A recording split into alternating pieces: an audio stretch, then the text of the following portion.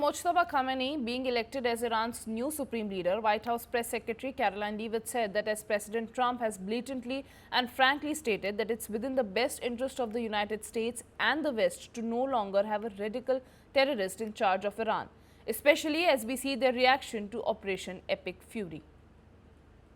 Blatantly and frankly stated, it's obviously within the best interest of the United States and the West to no longer have a radical terrorist in charge of Iran, especially as we see their reaction to Operation Epic Fury. They had their missiles turned towards our Gulf and Arab partners in the region. Again, this was a regime that chanted, or still chants, death to America. We look at the way that they are holding the entire world hostage with the restricting of the free flow of energy through the Strait of Hormuz. So the president, I think, is making quite an obvious comment. Again, as for the timeline of the military operations with respect to Iran, we have objectives that we have laid out that the commander-in-chief wants to see achieved. When they are achieved, then it will ultimately be up to the president to end this operation.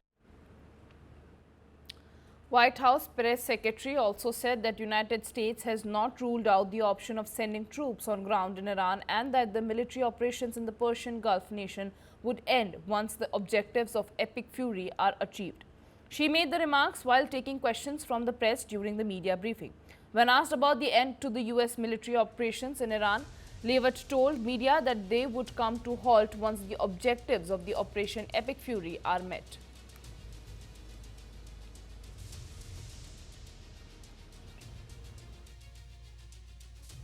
However, Democratic Senator Richard Blumenthal said that he was dissatisfied and angry that the Trump administration may deploy U.S. troops on the ground in its war with Iran following a classified briefing about the war.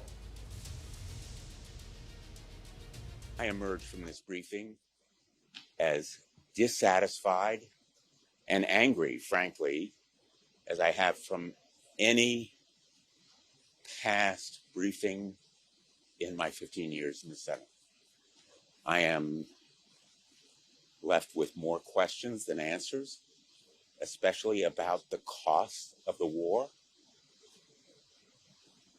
My questions have been unanswered, and I will demand answers because the American people deserve to know. And I guess I am most concerned about the threat to American lives of potentially deploying our sons and daughters on the ground in Iran. We seem to be on a path toward deploying American troops on the ground in Iran to accomplish any of the potential objectives here. And there is also, as disturbingly as anything else, the specter of active Russian aid to Iran, putting in danger American lives.